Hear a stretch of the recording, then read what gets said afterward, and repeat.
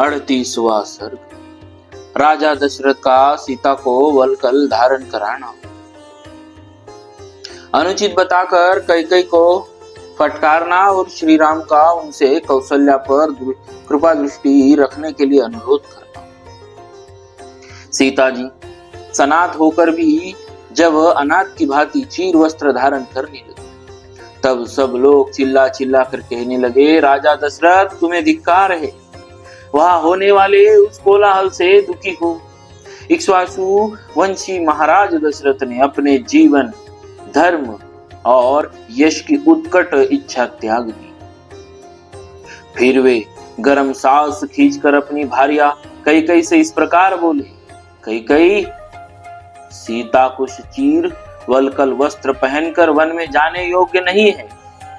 यह सुकुमारी है, बालिका है और सदा सुखों में ही पली है। मेरे गुरुजी ठीक कहते हैं कि यह सीता वन में जाने योग्य नहीं है। राजाओं में श्रेष्ठ जनक की यह तपस्विनी पुत्री क्या किसी का भी कुछ बिगाड़ सकती है? क्या किसी का भी कुछ बिगाड़ती है? जो इस प्रकार जन समुदाय के बीच किसी किंग कर्तव्य विमूढ़ भिक्षुक के समान चीर धारण करके खड़ी है। जनक नंदिनी अपने चीर वस्त्र उतार डाले, यह इस रूप में बन जाए, ऐसी कोई प्रतिज्ञा मैंने पहले नहीं की है और न किसी को इस तरह का वचन ही दिया है। अतः राजकुमारी सीता संपूर्ण वस्त्रालंकारों से संपन्न हो, सब प्रकारों से रत्नों के साथ जिस तरह भी वह सुखी रह सके उसी तरह बन जा सकती है। मैं जीवित रहने योग्य नहीं। मैंने तेरे वचनों में बंधकर एक तो यह ही नियम शपथ पूर्वक बड़ी क्रूर प्रतिज्ञा कर डाली है। दूसरे, तूने अपनी नादानी के कारण सीता को इस तरह चीर पहनाना प्रारंभ कर दिया। जिस प्रकार बांस का फूल उसी को सुखा डालता है, उसी प्रकार मेरी की हुई प्रतिज्ञा मुझी को भस्म कर डालती है। नीच पापिनी, यदि श्री राम ने तेरा कोई अपराध किया है तो तू उन्हें वनवास दे चुकी है। विदेह नंदिनी सीता ने ऐसा दंड पाने योग्य तेरा कौन सा अपराध कर डाला? जिसके नेत्र हरिणी के नेत्रों के समान खिले हुए, जिसका स्वभाव अत्यंत कोमल एवं मधुर, वह मनस्विनी जनक नंदिनी तेरा कौन सा अपराध कर रही? पापिणी, तूने श्री राम को वनवास देकर ही पूरा पाप कमा लिया है। अब सीता को भी वन में भेजने और वल्कल पहनाने आदि का अत्यंत दुखद कार्य करके फिर तू इतने पातक किसी लिए बटोर रही? देवी, श्री राम जब अभिषेक के लिए यहाँ आए थे, उस समय तूने उनसे जो कुछ कहा था उसे सुनकर मैंने उतने के लिए ही प्रतिज्ञा की थी।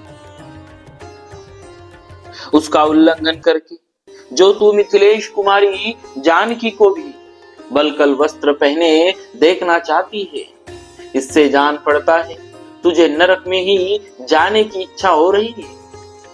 राजा दशरथ सिर नीचा किए बैठे हुए जब इस प्रकार कह रहे थे, उस समय वन की ओर जाते हुए श्री राम ने पिता से इस प्रकार कहा, धर्मात्मन, ये मेरी यशस्विनी माता कौशल्या अब वृद्ध हो चली। इसका स्वभाव बहुत ही उच्च और उदार है। देव, यह कभी आपकी निंदा नहीं करती है। इन्होंने पहले कभी ऐसा भारी संकट नहीं देखा होगा। वरदायक नरेश, ये मेरे न रहने से शोक के समुद्र में डूब जाएगी। अतः आप सदा इनका अधिक सम्मान करते रहे। आप पूज्यतम पति से सम्मानित हो, जिस प्रकार यह पुत्र शोक का अनुभव न कर सके, और मेरा चिंतन करती हुई आपके आश्रय में ही ये मेरी तपस्विनी माता जीवन भर करे, ऐसा प्रयत्न आपको करना चाहिए। इंद्र के समान तेजस्वी महाराज ये निरंतर अपने बिछुड़े हुए बेटे को देखने के लिए उत्सुक रहेंगे। कहीं ऐसा न हो मेरे वन में रहते समय ये शोक से कातर हो अपने प्राणों को त्याग करके यमलोक को चली जाए। अतः आप मेरी माता को सदा ऐसी परिस्थितियों में रखना जिससे उक्त आशंका के लिए अवकाश नहीं जाए।